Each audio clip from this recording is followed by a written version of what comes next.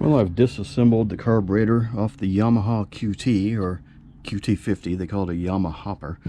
Odd name, but just trying to get it back in the running condition. See if the wife can get some enjoyment out of it.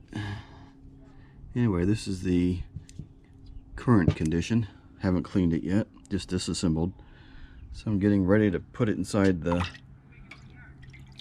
strainer here for the parts cleaner.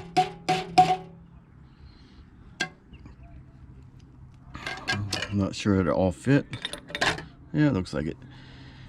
These things aren't going to fall through the holes.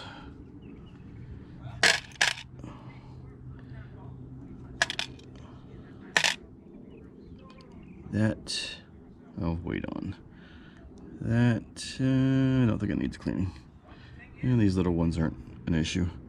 It's mainly just the housing. Now I have to see if this thing still floats or not. Looks pretty bad, but we'll see. And in we go.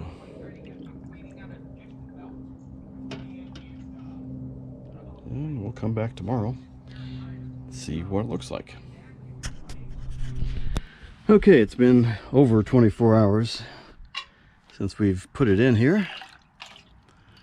Let's see what it looks like.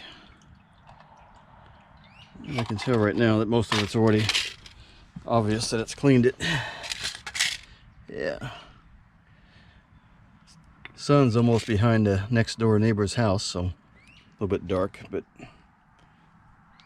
I think we can say that this stuff works pretty good. Good old gunk parts cleaner. I used to call it just carb cleaner. It used to have a different formula because I remember it being black and having a different scent. But this stuff works pretty good. So I'm going to rinse these out now with some Simple Green, I think it's called. Basically a detergent, biodegradable.